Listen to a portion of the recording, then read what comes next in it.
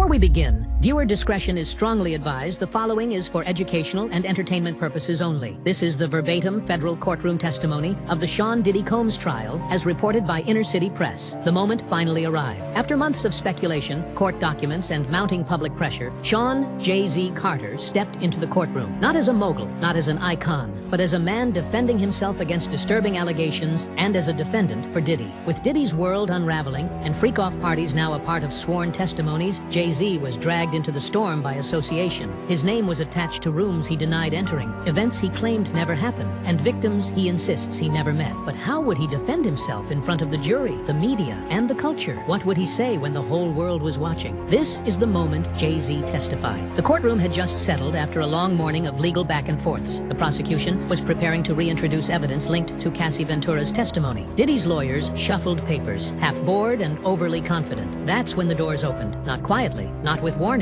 but deliberately. The way you walk into a room knowing the truth is finally about to catch up with the people who've been trying to outrun it. Jay-Z entered wearing a midnight navy suit, tailored so sharply it might as well have been armor. He didn't look left, he didn't nod. No entourage, no Beyonce, no Rock Nation team, just him, a living legend stepping into a courtroom that hadn't expected to see him. Not like this, not on the witness list, not under oath. Gasps filled the room. The gallery stood halfway in reflex. One journalist dropped her pen. Cassie Ventura, seated behind the prosecution, leaned in to whisper to her attorney. Even the judge raised her brows slightly. Diddy? He turned toward the entrance and didn't blink. His eyes locked onto Jay like he was watching a ghost he buried 20 years ago rise from the dirt. This wasn't planned. Not by the press, not by the public. Jay-Z had requested a sealed session for his statement, but the court overruled it. Transparency. That was the ruling. And now, Jay was about to give the performance of his life. Not with lyrics, but with memory. He took the stand. He swore his oath. And the courtroom, filled with federal prosecutors, entertainment journalists, and attorneys who once negotiated million-dollar deals at brunch tables, leaned forward like they were listening to the first verse of a track they weren't supposed to hear. His voice, calm, controlled, but tight, like a rope pulled in both directions. "I want to make it clear," he began. "I came here because silence ain't an option no more." And with that sentence, everything changed. Because when Sean Carter speaks, not the mogul, not the rapper, not the billionaire businessman, but the man behind it all, it's not just a testimony, it's a reckoning. Jay-Z didn't waste time. He didn't come with denial as his opening weapon. He came with context, and that was even more dangerous. "Yes, I was invited to Diddy's events. Yes, I attended. But let me be clear, what I saw and what I was told were two very different realities." He said those words carefully, deliberately. His lawyers sat stiff. The defense looked confused. Was this helping them? Was he flipping? The answer would come slowly, piece by piece, as Jay-Z told the court something nobody expected. "I saw the setups, the NDAS, the confiscated phones, the back rooms with curtains. I never went in those rooms. I never signed those papers, but I knew." He paused. "I knew something wasn't right." That sentence broke the courtroom wide open. Because it wasn't just an admittance of being present. It was an admittance of witnessing the mechanics of the machine Diddy allegedly built. A machine that Cassie, Dawn Richard, and others had described in excruciating detail. Jay-Z turned toward the jury. "You see, in this industry, there are parties. And then there are parties. And the ones I was at, the ones I started walking away from, those weren't parties anymore. They were systems, designed experiences, the kind that aren't about fun. They're about power, control." The prosecution asked, "Did you ever witness anything criminal?" Jay-Z hesitated. "Number, not directly, but I saw enough to know I shouldn't be there." He described one event in 2015, a party in Miami, supposedly for Christian Combs' birthday, where he says things got strange. "They had masks," he said, "like real masks. One man walked past me in leather with nothing but high heels on. People laughed. I didn't, because I knew that man looked scared." Jay-Z said he left early that night. He said he called a driver and didn't wait for the scheduled car service because "I didn't want my name attached to whatever that was." Then the prosecution dropped the photo. A leaked image, blurry but authenticated, of Jay-Z, Diddy, LeBron James, and Beyonce in a room with a man in a latex mask kneeling on a velvet pillow. Jay-Z looked at it in silence. "I saw that moment," he said. "I was told it was performance art. I didn't laugh. I didn't stay." He looked at Diddy. "You knew people trusted you. You used that." For the first time, Diddy's jaw dropped. Then came the part that turned Jay-Z's testimony from damage control to destruction. He told the court about a private conversation he had with Diddy in late 2018, just after whispers of investigations started circulating in the industry. According to Jay, Diddy called him to get ahead of something. "He told me, 'They're coming for me. You gotta be careful who you stand next to.'" Jay said he asked Diddy point blank, "Did you do anything I can't come back from?" And Diddy allegedly responded, "It's just parties, Jay. Just experiences. Nobody gets hurt unless they wanna." Jay's voice cracked. cracked slightly. That was the last real conversation we had. He looked at the courtroom. I stopped answering his calls after that. Jay said he began distancing himself, skipping revolt events, pulling out of collaborations, even instructing Rock Nation reps to keep our brand away from whatever Puffs got going. Then the prosecution revealed something else. An email exchange between Jay-Z's legal counsel and an anonymous party from early 2020, in which Jay's team is warned that NDAs from past events might be weaponized against those who were present, even if they weren't involved. Jay nodded. I knew what that meant. They were going to use silence as a shield. I wasn't about to get caught behind it. He finished the third part of his testimony with a sentence that made headlines before the court even recessed. He used to be my brother, but now I see who he really was and who I almost became by standing too close. The room was silent, and the fallout just beginning. As Jay-Z sat forward in the witness chair, his hands folded, his voice came out strong, but undeniably emotional. The courtroom had already been rattled by the allegations and rumors circling the trial, but now the weight shifted. Jay-Z wasn't just here as a celebrity being dragged into another scandal. He was a husband, a father, and a man defending everything he had built. I need to speak about my family, he began, looking directly at the jury, because when my name gets dragged, so does theirs. The room was silent. Jurors leaned in, reporters stopped typing. Even Diddy, who had been scribbling notes on his legal pad for most of the morning, looked up. Jay-Z described the toll the accusations had taken on Beyoncé and their children. Blue Ivy's old enough to read headlines now, he said. She came to me asking what a freak-off was. That's not something a father should have to explain. He described how, after the initial lawsuit named him, reporters swarmed outside their home. Paparazzi camped outside Blue's school. Headlines blurred fact and fiction, turning his life into a tabloid war zone. He continued, my wife has stood by me through everything. But this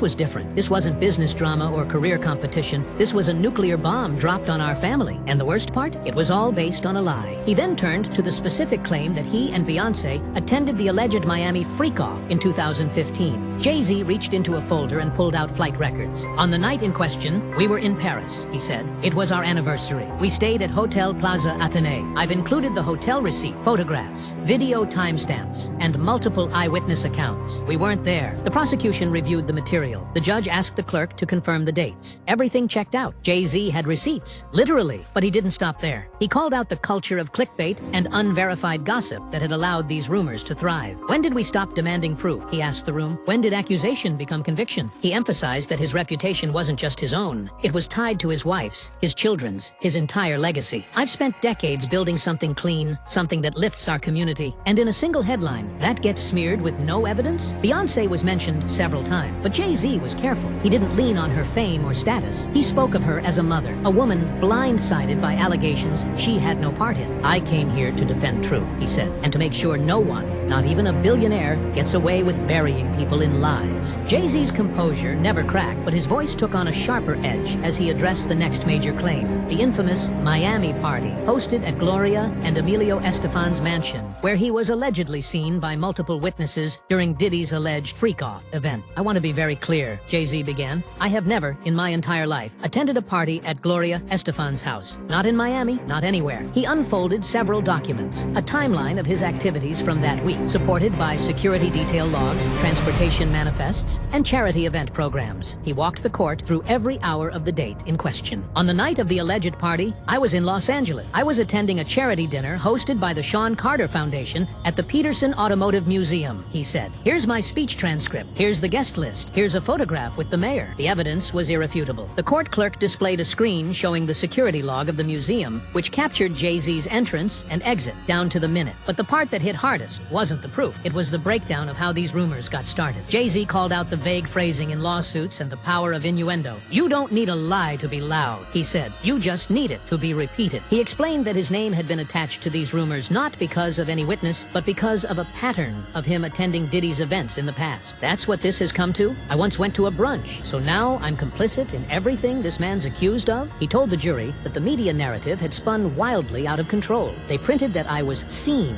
in a place I've never been, and that one sentence turned into dozens of articles, thousands of tweets, and irreparable damage. Jay-Z's team submitted a report showing how many news outlets had repeated the same false claim. Not one reached out for comment. Not one tried to verify. As the judge acknowledged the validity of the records, Jay-Z looked toward the prosecution and said plainly, "If you're going to drag a man into a trial this big, you better have more than gossip and guesses." The final stretch of Jay-Z's testimony took a darker, surreal turn as he addressed the ocean of conspiracy theories that had swirled since Diddy's downfall began. He shook his head, glanced at the jury, and said, "I've been called a lot of things in this industry, but Illuminati puppet, master manipulator, murderer by association, that's a new one." He acknowledged the internet frenzy, how TikTok accounts had posted deep dives connecting him to everyone, from Harvey Weinstein to R. Kelly to Jeffrey Epstein. "They say where there's smoke, there's fire," he said. "But sometimes the smoke is just fog machines and YouTube edits." Jay-Z brought up specific accusations that he was involved in Aaliyah's death, that he helped orchestrate the deaths of Michael Jackson and Tupac, that he paid off people to stay silent about Diddy's freak-offs. "Not one of these has been backed by a single shred of evidence," he said, "but they get repeated because it sells." He then took out a printed Reddit thread, one with thousands of upvotes speculating about his supposed inner circle with Beyonce and Diddy. He held it up. "This is what passes for journalism now?" Jay-Z explained how the theories had begun affecting real people. "I've had family members get followed, business partners backing out, even death threats, because someone on the internet connected dots that don't exist." But then he did something unexpected. He admitted that silence may have made it worse. "I didn't speak up sooner because I thought the truth would be obvious. But maybe I underestimated how fast lies travel when they come with good production value and ominous music." He ended his statement by saying, "I'm not asking you to like me. I'm asking you to listen, to think, to demand proof. Because if we don't draw the line here today, then none of us are safe from what comes next." Jay-Z sat back, his testimony complete. In a courtroom where whispers had become headlines, his voice had just redrawn the battle lines. As Jay-Z finished his direct testimony and the room settled into a tense hush, the lead prosecutor stood. His name had been whispered for days. An aggressive federal litigator known for shaking even the most polished celebrities. He adjusted his glasses and looked straight at Jay-Z, who remained poised but visibly alert. "Mr. Carter," the prosecutor began, "you say you were never at Gloria Estefan's house. You've provided logs, photos, timestamps. That's all compelling." Jay-Z nodded slowly. "Because it's the truth." "But," the prosecutor continued, pacing slightly, "you have, by your own admission, attended Diddy-hosted events in the past. High-profile one, brunches, fundraiser, award party." "Yes," Jay-Z said carefully. "Public events, industry events. Nothing like what's being described here." The prosecutor paused, then leaned in. "Did you ever witness anything inappropriate at any of those events?" Jay-Z hesitated. "Not for long, but enough for everyone to note." "No," he said finally. "I saw celebrities networking, music play, the usual." "And you never saw Cassie Ventura at one of these events? Or any behavior that made you uncomfortable?" Jay-Z's jaw tightened. "Cassie was often present. She was Diddy's partner. But I never saw her in distress. And I certainly never saw the things she's described in her testimony." The prosecutor shifted gears. "So, when you hear now what she's claimed, about coercion,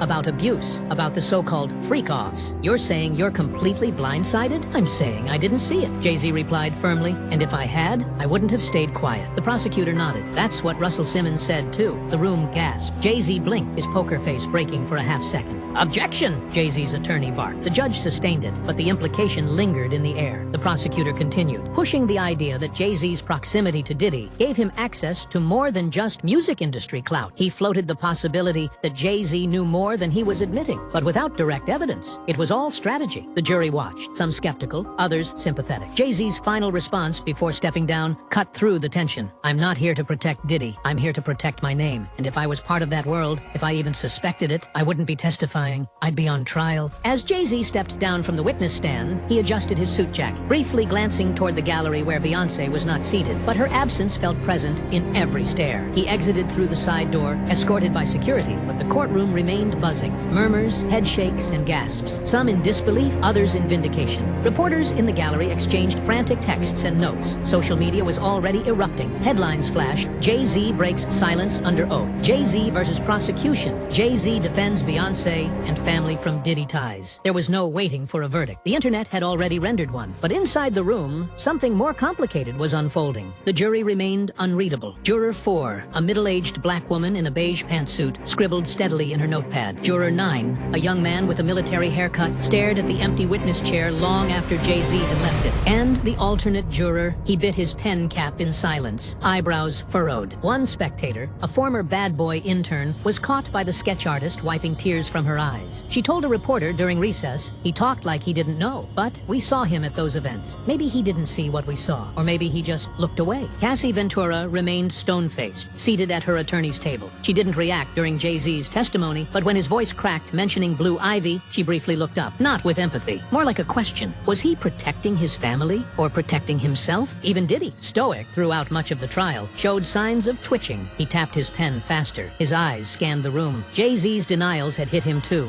not as a betrayal, but as a signal. The ship was sinking, and everyone was trying to find a lifeboat. The judge called a short recess, and as the room emptied into the hallway, voices clashed. Some were Team Jay-Z. He showed receipts. He came clean. What more do you want? Others weren't buying it. He's just saving face. He's been part of the system forever. And in the middle stood the truth. Nobody really knew, but everybody had an opinion. Back at Rock Nation headquarters, the mood was tense. Jay-Z's team had released no official statement post-testimony. His attorney, Alex Spiro, offered only a brief quote outside the courthouse. Mr. Carter testified truthfully and courageously. We stand by his integrity. But the world wasn't waiting for legal summaries. Within 12 hours, every major outlet, from TMZ to the New York Times, had dissected his testimony. Some praised his transparency. Others called it calculated damage control. Beyoncé's name trended globally for 36 hours straight. Her publicist declined to comment. Fans were divided, some fiercely defending her, others questioning how deep the couple's connection to Diddy really went. Meanwhile, the prosecution was regrouping. Jay-Z hadn't shattered their case, but he had complicated it. He had humanized himself, distanced his family, and redirected the spotlight. But in doing so, he raised another issue: the industry's pattern of plausible deniability. The DA's office released a quiet statement. While Mr. Carter's testimony was significant, our investigation remains ongoing and extends beyond any one individual. Translation? This isn't over. And then came the wild card, 50 Cent. Never one to stay quiet, he posted a photo of Jay-Z on the stand with the caption, "Nice performance, but we ain't forgot them brunches, my guy." It went viral instantly. In the days that followed, other celebrities began to reappear. Alicia Keys reposted a quote about truth cutting through silence. Questlove tweeted cryptic emojis. Even Oprah posted a vague story about building from ashes. Jay-Z's reputation had taken a hit, but it hadn't collapsed. His testimony, for better or worse, marked a moment where silence was no longer an option. And in a case full of twists, one truth was clear. The courtroom wasn't just trying Diddy, it was trying an entire era of power, proximity, and protection. Jay-Z had survived the stand, but the real trial, the trial of legacy,